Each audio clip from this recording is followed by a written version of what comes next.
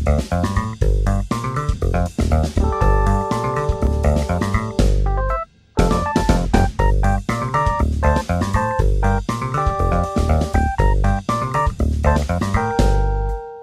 tarde, professora. Eu sou o Thiago, eu faço parte aqui do grupo do CEPEC, do grupo do professor Maurício Dieter, da USP.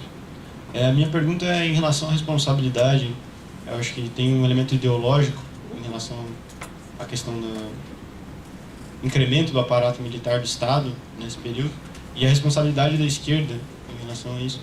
Porque me parece que a senhora comentou um pouco a respeito da história militar do Brasil, o surgimento dos aparatos de repressão do Estado, e desde o período militar até a continuidade do nosso período democrático, esse aparato militar não passa nem por uma mínima reestruturação, né? E a gente tem inclusive a intensificação dele, a criação de força de segurança nacional e todos esses elementos. Mas além da nossa crítica àqueles que são essencialmente os reacionários, os representantes da burguesia abertamente, existe também aquela crítica em sentido ideológico de se seduzir com o Estado, né? Eu gostaria que se a professora pudesse comentar a respeito disso. Eu acho isso. E com relação à questão criminal, às vezes eu falo, gente, Marx tem uns textos maravilhosos. O furto da lenha caída, né? Quem fez a mais ampla foram os comunistas e os anarquistas, que fizeram a mais ampla crítica, mais profunda da história do poder punitivo, né? O Pavarini, o Rush, o Bonger, né? Demonstrando como o capitalismo... Uma vez eu vi o Juarez Cirino dos Santos falando, não existe capitalismo sem prisão, a prisão é funcional, tanto que o livro do Pavarini é Cárcere e Fábrica. E a esquerda não leu, não conhece, porque tem a coisa da naturalização, é como se o crime fizesse parte da natureza. Então o primeiro esforço da gente, que vai começar a trabalhar com isso, dar aula com isso, falar sobre isso, escrever sobre isso, é desnaturalizar, né? Sabe que o primeiro livro de criminologia da América Latina é de um civilista brasileiro, que foi o Clóvis Bevilacqua. Pouca gente sabe disso. Clóvis Bevilacqua tem um livro que é anterior ao livro do Argentino Engenheiros, que os argentinos, a gente tem aquela nossa disputa, né? Messi, eu prefiro Messi que o Neymar, adoro Maradona, mas o Bevilacqua foi o primeiro a escrever um livro de criminologia, não foi Engenheiros. E ele era civilista. E ele tem, o livro dele é uma graça, porque é meio positivista, mas ele faz a criminologia do lugar, que é isso que eu estou defendendo. Ele tenta fazer uma relação entre seca e aumento de índices delitivos, momentos de miséria. E ele tem um texto lindo sobre a questão criminal entre os povos originários, os povos indígenas do Ceará, né? E aí ele mostra, olha, não tem conceito de furto porque não tem conceito de propriedade privada, né? Então, a gente poderia África, né? A história da África tem várias experiências. Eu fui num seminário na Alemanha uma vez, e aí conheci várias experiências africanas de justiça comunitária, e uma vez até casualmente eu estava vendo, estava fora do Brasil também, estava vendo estava filmando o julgamento daquele atleta sul-africano que é paralímpico, esqueci o nome dele. E aí a juíza era uma senhora negra, né? E a maneira como ela conduzia o julgamento era um troço tão diferente da gente, tão não inquisitorial, porque o tempo todo o promotor ia para cima dele e ela falava, você está se sentindo constrangido? O tempo todo ela estava no espírito de contenção do poder punitivo, que para a gente agora está... E a esquerda, né, eu fico impressionado. Todo mundo de esquerda agora fala, não, eu não sou contra a Lava Jato, mas por que ninguém tem coragem de dizer que é contra a Lava Jato? Ou fazer uma interpretação, por exemplo... Quanto custou, por exemplo, lá no Rio de Janeiro eu digo, quanto custou a operação das Forças Armadas no Rio de Janeiro agora?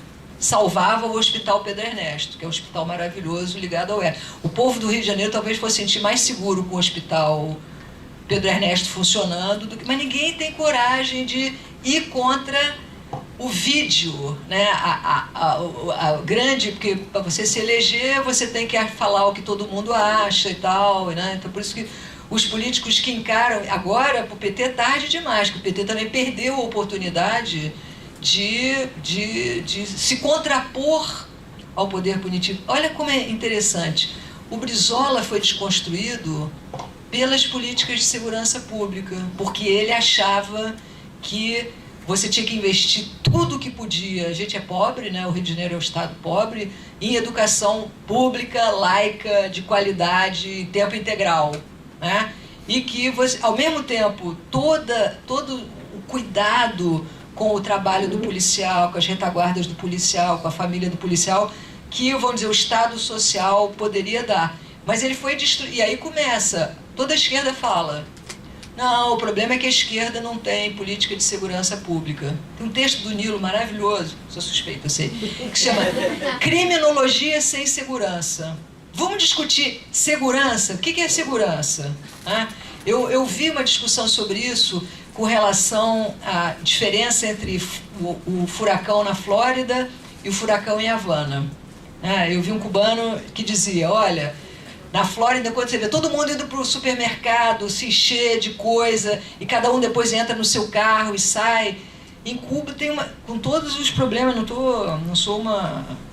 idolatro Cuba, eu conheço os problemas que tem e tal, mas essas redes, né, então eu acho que falta a esquerda, aí as pessoas aderem àquilo que não tem coragem de dizer, olha, eu sou contra o UPP. Eu me lembro o que eu apanhei quando eu era. Todo mundo era a favor da UPP. Não vou nem falar, deputado com cartaz embaixo do alemão. UPP, por favor. Agora fala que é. Não vou falar o nome que é. Mas tem. Eu já estou numa. Não vou falar não. Eu estou numa fase que hoje em dia a gente está numa regressão tão grande, né? Eu acho que essa direita raivosa, ela cresceu tanto que eu já estou mais boazinha do que eu. Antigamente eu falaria o nome dos sociólogos, mas não vem ao caso, né? Nomear, personalizar, punir, não é individual, mas é essa coisa. Eu me lembro que quando teve até uma senadora daqui, que era do PT daqui na época, já saiu, não vou falar o nome também, mas que ela dizia, o problema da esquerda é que a esquerda não tem política de segurança. E o querido, um dos maiores intelectuais brasileiros, que era o Joel Rufino dos Santos, negro também, se ele fosse um país melhor, esse cara, em vez de estar Roberto Marinho, Sarney, Merval Pereira na Academia Brasileira de Letras, Joel Rufino, como o Milton Santos, era um maior intelectual, ele dizia, um governo democrático não tem que ter uma política de segurança, tem que ter uma política de direitos, né? E o Alessandro Barata dizia isso, não é o direito à segurança, é a segurança dos direitos. Aí o Nilo, nesse texto dele que chama Criminologia sem Segurança, ele faz uma desconstrução do conceito de segurança. Aí mostra medidas de segurança, segurança nacional, como é que a segurança evoca, né? E aí as pessoas não têm coragem de dizer aquilo que levou o Brizola a sair atrás do Enéas na eleição presidencial, que é não sucumbir à opinião pública manipulada, né? Porque tem uma... Então eu acho que é estudar, ler. Pô, não falta autores, se é de esquerda, marxista, tem tem marxista abolicionista, o Mathisen, né? Aliás, eu não conheço nenhum discurso mais radical do que o Pachucanes. O Pachucanes diz que o direito penal é da burguesia. E quanto tempo a esquerda quer produzir um direito penal de esquerda, políticas de segurança de esquerda. E as derrotas são boas, porque elas te liberam de defender o sistema penal na União Soviética, em Cuba, onde a Coreia do Norte é uma espécie de caricatura, né? Parece que é sacanagem com a gente botar aquilo é o último país comunista, mas existe material maravilhoso, mas não, a gente vai naquela pautinha, não, fazer formação de direitos humanos para a polícia, o que deve ter se gastado disso nos últimos anos, né?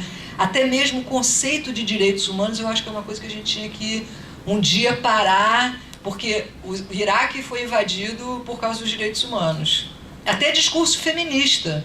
Não, as mulheres, vamos salvar as mulheres. Quem disse? Que olhar é esse? Que olha o mundo inteiro, uma civilização inteira, Quem é no Brasil que pode dizer que os gays no Brasil são mais respeitados, ou as mulheres, do que num lugar islâmico?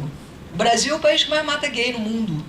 Muito mais que o Irã, que a China, que a Rússia, né? Então, eu acho que material não falta e não falta a realidade. Falta coragem. Mas também a questão criminal ela é tão inculcada, né, que poucos, né? E certamente os poucos que entendem não se elegem também, porque é difícil, né? Você não tem, por exemplo, um discurso eleitoral em defesa da população encarcerada e dos seus familiares, que é um eleitorado enorme. Eu não conheço. Eu me lembro que lá no Rio teve um que imediatamente era o candidato do narcotráfico. Ele era de uma região pobre mesmo e tal, então, que já é espacializada e classificada como da facção tal, porque olha que captura que é isso, né? Você pegar bairros inteiros e dizer é disso, é daquilo, e né, as pessoas incorporam aquilo e são obrigadas a incorporar. Então eu acho que é falta de reflexão, porque tudo também é muito rápido, né? Por isso que eu acho que o Facebook também é um pouco assustador por causa disso. Eu não tenho Facebook ainda, não pretendo ter, porque dá muito trabalho, vou perder tempo. Eu prefiro ler um bom livro, ver um bom filme, e também isso, né? A gente conseguir sair e olhar. Eu digo para os meus alunos do direito, se for para o tribunal, acho difícil não ir, né? Porque o poder a favor de os alunos, nós estamos resistindo. Mas eu digo, a UERJ fica em frente à Mangueira, o Morro da Mangueira. Eu falo, cara, tira o olho. É lógico que não pode ter que saber o Código Penal, senão também não solta ninguém. Não o poder está ali. Mas tira o olhinho daqui um pouquinho e olha para a Mangueira. Olha, vai, conhece uma prisão, né, para você falar disso, né? Então eu acho que falta isso. Eu acho que qual candidato, qual político, são muito poucos e apanham na hora da campanha por causa disso. Defensor de bandido. Tem um seminário amanhã lá no Ministério Público do Rio, que como é que é? Desencarceramento mata, bandidolatria, né?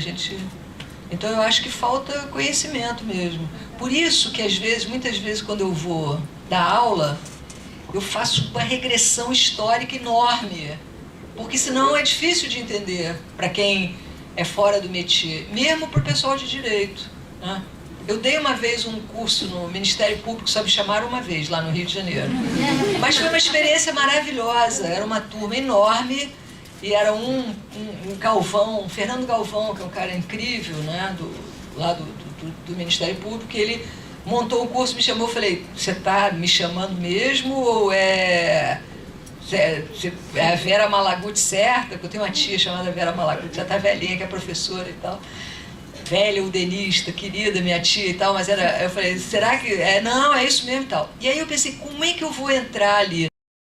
E eu fiquei muito impressionada, porque era uma turma grande, de 40, e eu descobri como a polícia, que a policização, o Ministério Público foi muito policizado, ela produz um sofrimento muito grande, né? E ela produz as doenças, né, do trabalho do policial. E no começo eles estavam assim, eles sabiam, tinham me fichado todinha, né, e tal. E sempre assim, e o abolicionismo, professor? Que o abolicionismo é assim, um monte de maluco dizendo, abre a prisão, abre, né, e tal. E eu comecei falando do século XIII, foi muito engraçado, que tinha um lá que se coçava, levantava, eu falei, calma, querido, estou falando do século XIII, não é com você não é o inquisitor, entendeu? Então, mas seria um espaço, mas falando do século XIII ele já estava aflito, tadinho, né? Porque aquele ali, ele sabia que ia, mas foi uma experiência super legal. Basta dar espaço para a gente educar também, falar também, né? Aí o espaço é mínimo, que o penal é o território sagrado, né? E às vezes tem também um esquerdismo que também é meio século XIX. Marx era um homem do século XIX maravilhoso, que produziu... Eu sou uma pessoa que tem uma formação marxista, mas não podemos ler isso como livro sagrado, né? As coisas, e nem era o que ele propunha, né?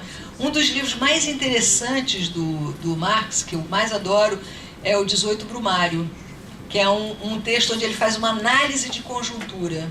Esquerda antigamente fazia isso, você faz uma análise, mas é tudo muito fechado dentro de si, né? Então também ficam umas seitas também, né? Assim, a seita maoísta, a seita tal, a seita aquilo, um conversa com o outro, um mata o outro, vamos dizer, e não é oxigenado pela reflexão histórica que você tem no marxismo, no anarquismo e no liberalismo radical contra o poder punitivo. Né? Tá aí, mas o punitivo, o poder punitivo é território sagrado. Como? Eu já tive poeta, amigo, querido, doidão. Como acabar com a prisão? O cara, eu falei, meu Deus do céu, que amor à prisão. Eu não vou falar o nome de novo, mas você olha, né, pessoas, filósofos, psicanalistas, né, que estão aquilo ali.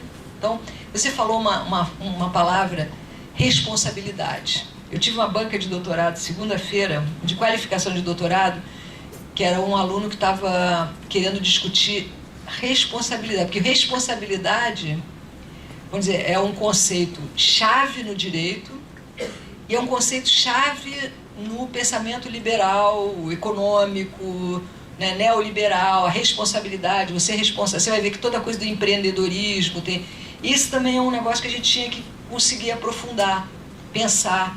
Direitos humanos, o que a gente falava sobre direitos humanos nos anos 80 serve para hoje, né? Todo mundo fala de direitos humanos. O que se gasta, todo governo hoje, o policial faz um curso de direitos humanos, que é alguma coisa que ele não incorpora, não entra nele. Então é porque a gente está fazendo um discurso errado, né? Se o cara não incorpora, não entende. E a polícia, diferente do Ministério Público, do Judiciário, ela não tem como negar a realidade, porque ela está lá. Os alunos policiais são ótimos, porque eles entendem. O Orlando Zacconi foi meu aluno. E ele foi o cara, quando eu falei aula sobre drogas, ele entendeu o que eu estava dizendo, né, que se o menino branco é preso com a quantidade de maconha e o menino, vocês que trabalham na defensoria sabem isso mais do que ninguém, ele tinha sido delegado da Barra da Tijuca. Na Barra da Tijuca ele nunca lavrou um tráfico, um 12. Não é porque não tinha tráfico na Barra da Tijuca. Né? Depois ele foi para Jacarepaguá, que é uma área de expansão popular, e todo dia tinha 2 ou 3. Então, o que eu falei, ele entendeu na mesma hora. O resto é mais complicado, porque a educação punitiva, né?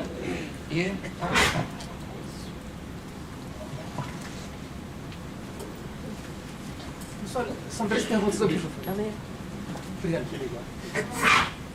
São 3 perguntas objetivas, professor. Por que a senhora, gostaria de saber a opinião da senhora sobre por que é tão difícil que a esquerda entenda que, sem querer ser pretensioso, mas sem querer pautar a esquerda, né? Por que não incorpora essa crítica à policização? O aspecto da militarização encontra eco nas esquerdas, mas a questão da policização não observo, pelo menos, muita crítica à policização. Uma outra questão é sobre a Venezuela. A senhora até, pelo que eu soube, esteve na Venezuela em 2012, salvo engano, em setembro de 2012. Por que, apesar de todas as eventuais críticas que nós possamos ter, a Revolução Bolivariana e tal, mas apesar de todo o veso anti-imperialista do presidente Chávez e até do presidente Maduro, em relação à política de drogas, parece que não encontra eco essa crítica ao proibicionismo na Venezuela, né? E a terceira questão é sobre o filme Central, se a senhora já teve a oportunidade de assistir. É um filme de 2 diretores gaúchos que tratam de como as ditas facções criminosas controlariam parte do presídio central de Porto Alegre e tal, a meu ver, com um aspecto demonizador, digamos assim. Obrigado. Com essa encerramos, que já está quase meio-dia e amanhã continuamos. Olha, por que... Eu tinha um amigo que dizia, olha, eu acho que por que a esquerda é mais para Freud que para Marx? Né? Temos que entender o que aconteceu. Eu tive uma surpresa na Venezuela. Quando eu fui à Venezuela, eu fui para um encontro de criminólogos críticos latino-americanos pelo pessoal que coordenava a área de segurança pública do governo do Chávez. E eu tinha uma certa... Eu não fui assim achando que eu ia... E encontrei as pessoas que faziam o projeto eram pessoas maravilhosas, não punitivas, críticos. E foi engraçado porque a maioria dos criminólogos críticos que tinha a boa polícia, os direitos humanos, a prisão legal, como é que a gente vai fazer, a polícia, todo esse cardápiozinho chato que já era, que a esquerda traz. Então vamos fazer. Aí veio o sociólogo. Sociólogo, tinha um velhinho já, o Brizola brincava que todo mundo dizia: governador, o Brizola, você não tem plano de governo? Ele falou: ora, se eu quisesse eu pedia. Aí falava de um velho sociólogo, que eu não vou falar o nome, eu pedia para ele que ele entrega até por quilo. Porque política de segurança pública, vem um cara aqui, vai escrever: olha, aí você faz isso, faz aquilo. Políticas você constrói junto, coletivamente, se você quiser fazer uma coisa democrática, né? Então, na Venezuela que eu conheci, e o Chaves não era, eles diziam, ele não é, eu não conheci ele, mas não era mano dura, né? Então, tudo que a gente recebe de informação pela Venezuela desconta 80% do que a gente está trazendo, né? Agora, eu acho que sobre política criminal de drogas, a América Latina, nesse ciclo que está acabando, né? No Brasil já acabou, na Argentina já acabou, Venezuela está lá lutando, lá vai ser difícil, porque lá o povo está organizado, armado, e as forças armadas ainda estão, né, com esse lado. É complexo a coisa lá, é muito dura, é uma coisa muito complexa. Mas mesmo Morales avançou um pouquinho. A Colômbia, desde os anos 90, tem uma política de drogas que você pode ter para uso próprio 5 gramas de cocaína e 30 gramas de maconha, se não me engano. Mas desde os anos 90. Né? Eu tive também em Medellín. Né? Então, acho que a gente avançou pouco, acho que a gente tinha que ter... O Brasil foi o que menos avançou nesse ciclo de governos de esquerda, populares. Foi o pior. Quando você ouve esse pessoal falando, dói, para mim dói. Ai, meu Deus do céu, o que é isso e tal. E qual era a terceira pergunta? Sobre o filme. Não vi o filme, mas pois nós temos que ver nós temos que trabalhar, né, toda organização, toda, entre aspas, facção, começa com uma organização de resistência dos presos. A prisão é que produz as facções. As facções são frutos da prisão. Uma vez, há muitos anos atrás, teve uma entrevista na Caros Amigos com os promotores, que eram os promotores do PCC, e aí um deles falava, não me lembro do nome, mas eu me lembro que os líderes do PCC todos entraram para a prisão por pequenos delitos. Nenhum deles entrou como o grande... E ali, né, então, é isso que a prisão produz. Né? E, como as igrejas evangélicas, elas produzem maneiras de sustentar os familiares que estão do lado de fora, né, bolsas família, como é que chama? O jumbo. É bonito? Não é bonito. É revolucionário? É transformador? Não é. Mas nós vamos usar a mesma interpretação disso que o pensamento conservador, né? E aí os filmes... Tem outros filmes maneiros, esse eu não vi ainda não. Esses filmes eu prefiro nem ver, que vai me irritar tanto, igual Tropa de Elite eu não aguento. Você já tentei ver várias vezes, eu não aguento. A 2, então, que é politicamente correta, mas essa eu não aguento. Então, gente, vamos terminar por aqui, a professora está cansada. Amanhã, na mesma bate-hora, e outro bate-local na USP. Aí vamos trabalhar um pouquinho metodologia, e aí tudo que vocês lembrarem de perguntar, amanhã. Obrigada.